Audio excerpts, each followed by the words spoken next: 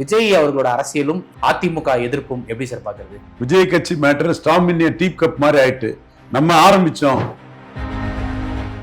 ஒரு letter bad கட்சி வச்சுட்டு யாருக்கும் ஆதரவு இல்லைன்னு சொல்றது.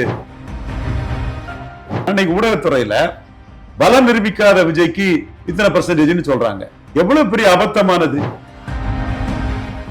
மோசடித்தனம் விஜய் பண்ணுவாரு, அது குஷி ஆனந்த வச்சு பண்ணுவாரு. நல்ல வேலை ஈரோடு கிழக்குல விஜய் நின்னா ஜெயிப்பாரு. திண்டுக்கல் எம்ஜிஆருக்கு திண்டுக்கல், விஜய்க்கு ஈரோடு கிழக்குன்னு. விக்கிரவாண்டியில யாருக்கும் ஆதரவு இல்லைன்னு சொன்னாப்ப ஏதோ விக்கிரவாண்டியில உங்களுக்கு ரொம்ப வாக்கு இருக்க மாதிரி.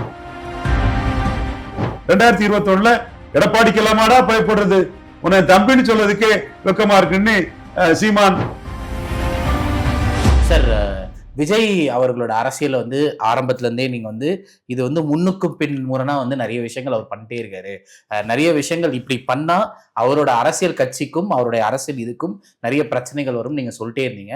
இப்போ இவ்வளவு நாளா ஒரு அதிமுக எந்த விதமான பெரிய எதிர்ப்பு குரல்களும் இல்ல ஒரு ஆதரவு குரலும் இல்லாம இருந்தது.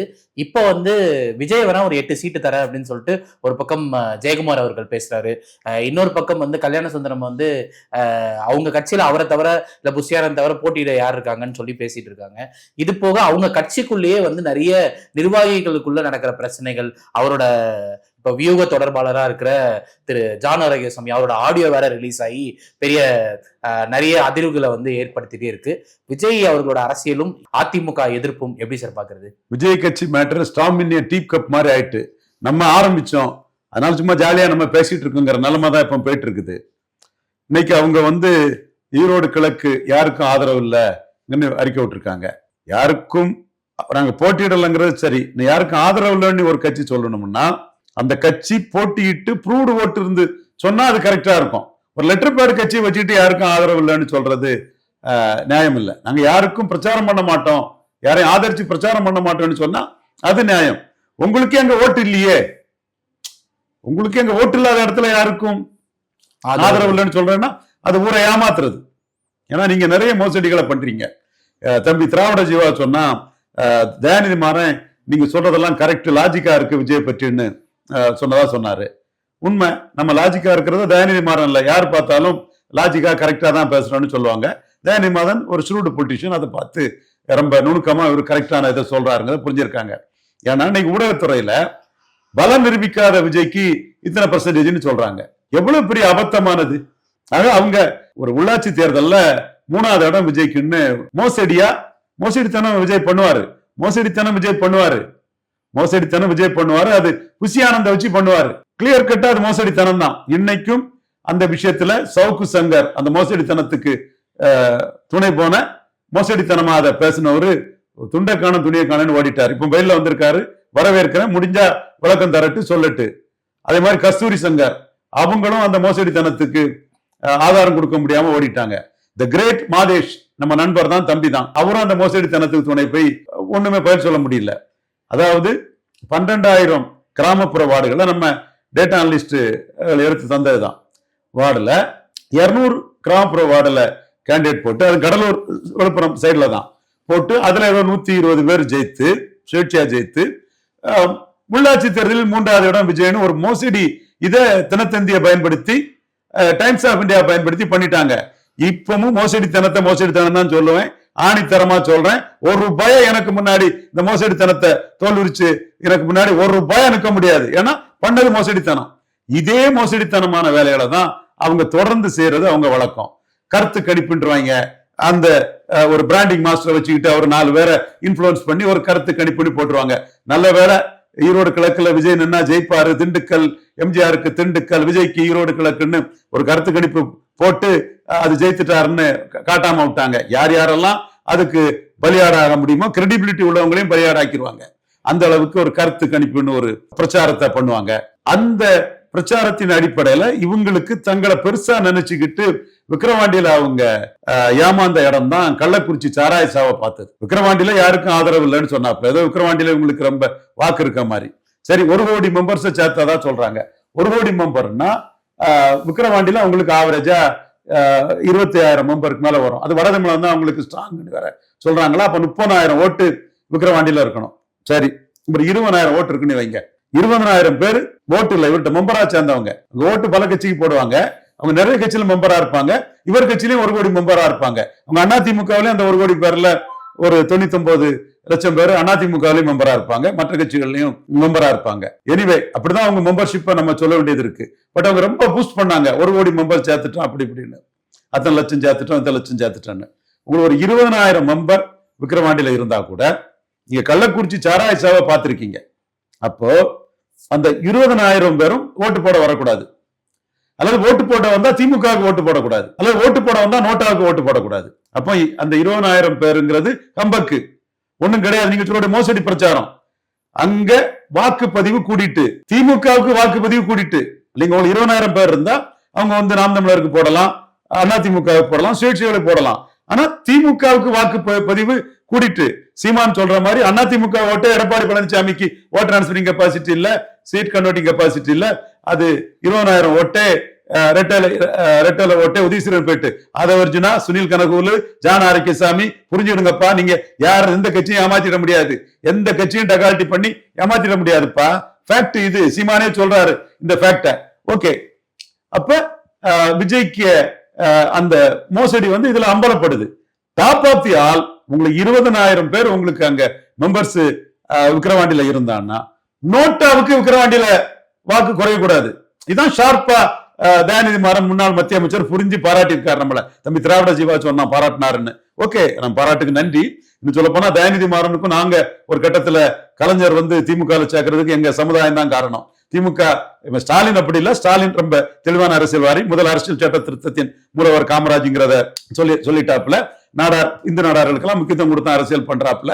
அன்னைக்கு தயாநிதி மாறனுக்கு சன் தொலைக்காட்சி டாடா ஃபைட்ல எங்களுக்கு துணை நின்றுச்சு. எங்க வெற்றிக்கு சன் தொலைக்காட்சி ஒரு முக்கிய காரணம். தினத்தந்திக்கு ஆபீஸுக்கு எதிராக ஒரு போஸ்டர் போட்டோம், கண்ணங்குளம் ஊர் பொதுமக்கள்னு எங்க ஊரை சொல்லி நாடார்கள் பார்க்க வேண்டிய தொலைக்காட்சி சன் தொலைக்காட்சி, படிக்க வேண்டிய பத்திரிகை தினகரன் தமிழ் முரசுன்னு போட்டு இது பண்ணோம். காரணம் டாடா ஃபைட்டுக்கு எங்களுக்கு துணை நின்றாங்க. அந்த காலகட்டங்கள் கலைஞருக்கும் தயாநிதி மாறனுக்கும் ஒரு நல்ல உறவு இல்லாத சூழ்நிலை இருந்தது. அதுக்கு பிறகு தயாநிதி மாறன் திமுக வந்தாருன்னா கலைஞர் ஆண்டி நாடார் பொலிட்டிக்ஸ் பண்ணுவாரு. நிறைய நாடார் பொலிட்டிஷியன்ஸை கட்சியை விட்டு கட்டம் கட்டி வச்சிருந்தாரு. கலைஞர் கட்டம் கட்டி வச்சிருந்த நாடார்கள் எல்லாம் அப்படியே கலைஞர் கணக்கு என்னன்னா அதிமுக ஜெயலலிதா சசிகலா தேவர் கட்சி நாடார் இலவசமா ஓசியில ஓட்டு போட்டுருவான். அதனால நாடாருக்கு நம்ம முக்கியத்துவம் கொடுக்காண்டா அவன் ஏமாளி இழிச்சவாயங்கிற அரசியலை கலைஞர் பண்ணுவாரு. கலைஞரால ஓரம் கட்டப்பட்ட நாடார்கள் எல்லாம் தயாநிதி மாறன் பின்னாடி திரண்டுட்டாங்க. அப்பதான் பார்த்தாரு இவங்க நாடார்கள் தயாநிதி மாறன் பின்னாடி திரண்டு ஒரு இது பண்ணிட்டாருன்னா தயாநிதி மாறனுக்கு நமக்கு பெரிய நஷ்டமாயிருன்னு தயாநிதி மாறனை திமுக சேர்த்தாரு. ஏன் சொல்றான்னா தம்பி திராவிட ஜீவா பழசெல்லாம் ஞாபகப்படுத்தினாப்புல. கடந்த காலத்துல இருக்கக்கூடியவங்க இல்ல, கடந்த காலத்துல நமக்கு டாடா ஃபைட்டுக்கு தயாநிதி மாறன் கலாநிதி மாறன் உதவுனாங்கிறதே நம்ம நன்றியோட பண்ணிவிடும். ஆனா டாடா ஃபைட்டு நாம மத்திய அரசையும் மாநில அரசையும் ஏத்து இந்த ரவீந்திர சாமி முகங்காட்டி ஜெயித்த ஒரு ஃபைட்டு தயாநிதி மாறன் நல்லாவே தெரியும். இப்ப இந்த விஜய் மேட்டர்ல அவர் நம்மளை பாராட்டினாருங்க தம்பி திராவிட ஜீவா சொல்றாருன்னா அதையும் நம்ம பதிவு பண்ணிக்கிடும். ஓகே, இதுல நோட்டாவுக்கு கீழே அந்த நோட்டாவுக்கு ஓட்டும் குறைஞ்சதுதான். விஜய்க்கு மெம்பர்ஷிப் ஆன்லைன் மெம்பர்ஷிப் எல்லாம் ஹம்பக்கு ஃப்ராடுன்னு தெரியுது. இத நம்ம டேட்டா அனலிஸ்ட் ரிஷி பிரசாந்த் ஜெயந்தன் இவங்க எல்லாம் எடுத்து கொடுக்கறதுனாலதான் இந்த உள்ளாட்சி தேர்தல் மோசடி அடிக்க முடியுது. அப்போ இப்ப இது நாம இப்ப ஒரு வேளையில நாம இத சொல்லலைன்னா இன்னும் 2 கோடி மெம்பர் வந்துட்டாருன்னு சொல்லிட்டு இருப்பாப்ல. எப்பா 3 கோடி மெம்பரே வரட்டுப்பா, நோட்டாவுக்கு ஓட்டு குறைஞ்சு போச்சே, நீங்க கள்ளக்குறிச்சி சாராய சேவை பார்த்தோம். அப்போ விஜய்க்கு உள்ள அந்த செல்வாக்கு வலையங்க என்ன இருக்குது? நம்ம தெளிவாதான் சொல்றோம். 2021 எடப்பாடிக்கு எல்லாமாடா பயப்படுறது, உன்னை தம்பின்னு சொல்றதுக்கே வெக்கமா இருக்குன்னு சீமான் 3.8 எடுத்தவர் 6.8க்கு போயிட்டாரு. கமலஹாசன் இது சர்க்கார் படத்துக்காக பொங்கி எழுந்து போர்க்கோலம் போன்றவர் வாக்கு வங்கி கீழே குறைஞ்சு போச்சு. அப்ப விஜய்க்கு என்ன இருக்குது? அது ஜெயலலிதா தலைவா படத்தை அடிச்சுட்டாங்கன்னு அவரு கோயம்புத்தூர்ல போய் மோடியை பார்த்தாரு. ஜெயலலிதா 6% ஓட்டு சீமானை வச்சு தமிழ் தேசிய அரசியல் அந்த இதெல்லாம் பேசி எடுத்து அதிக கூட்டங்களை சீமான போட சொல்லி 6% ஓட்டு குறைஞ்சு 45% போயிட்டாப்ல. இப்போ விஜய்க்கு இன்னைக்கு பலன் பிடிக்காத விஜய்க்கு ஓட்டு கிடையாது. அதனாலதான் ஜெயக்குமார் 8 சீட்டு ஆஃபர் பண்ணியிருக்காரு. பிரச்சாரம் பண்ணுவாரு, அவரு கிறிஸ்தவர் வெள்ளாளர், அதெல்லாம் ஒரு இதை கொடுக்கணும். ஒரு 8 சீட்டு வச்சுக்கலாம். வெள்ளாளர் கம்யூனிட்டியில கொஞ்சம் ஓட்டு வரலாம், கிறிஸ்தவர்ல கொஞ்சம் ஓட்டு வரலாம், ரசிகர்கள் ஓட்டு வரலாம், ஒரு 8 சீட்டு வச்சுடுங்கன்னு சொல்லியிருக்கிறாரு. அதுக்கடையில இன்னொரு அதிமுக முக்கிய பிரமுகர் விஜயை தவிர அங்க கண்டஸ்ட் பண்ணதுக்கு யார் இருக்கா, எதுக்கு விஜய் கட்சிக்கு சீட்டு கொடுக்கணும்னு ரொம்ப நக்கலா சொல்லியிருக்கிறாரு. அதன் விளைவாட்டு இன்னைக்கு வந்து அதிமுகவையும் சேர்த்து அடிச்சிருக்கிறாரு. அது சீமானுக்கு தாக்கமும் காரணம். சீமான் போல்டு, மத்திய அரசையும் அடிப்பாரு, அதிமுக அடிப்பாரு, திமுகவே அடிப்பாரு, அடிச்சு விளையாடுவாரு. ஈரோடு கிழக்குல அதை அடிச்சு விளையாடி அந்த ஹீரோயிஸ்ல தான் அவர் நிக்க போறாரு. முத விஜய் வந்து அதிமுக அரசும் இடைத்தேர்தல் சரியா பண்ணலன்னு சொல்லியிருக்காரு. பாராட்டுறேன் விஜய், பாராட்டுறேன். நீங்க 8 சீட்டு தருவாங்க, ஒருத்தர் தவிர யாரு கேண்டிடேட் இல்லைன்னு சொல்லி அங்க பல்பு வாங்கிட்டு தான் சொல்றீங்க. அதான் நான் சொன்னேன், முதல்ல இதை சொல்லிருங்கன்னு சொன்னேன். எடப்பாடி உங்களை எந்த அளவுக்கு மதிக்க போறாருன்னு தெரியும் போது அந்த சூடு உங்களுக்கு பயங்கரமா இருக்கும், தாங்கிட மாட்டீங்க. நீங்க நினைக்க மாதிரி இல்ல, உங்கள்ட்ட பணத்தை வாங்கிக்கிட்டு உங்க முன்னாடி பேசுறவன் கதையெல்லாம் ரியல் பொலிட்டிக்ஸ் வரும்போது நீங்க கதிரவனை கண்ட பனித்துளி மாதிரி உங்களை வச்சு விடப்பட்ட கப்சாக்கள் பொய்கள் எல்லாம் வந்து மறைஞ்சு போகும்னு சொன்னேன். அதை தயாநிதி மாறன் போன்றவங்களும் நம்ம சொல்றது கரெக்ட் நியாயங்கிறத புரிஞ்சிருக்காங்கிறது நமக்கு தெரிய வருது.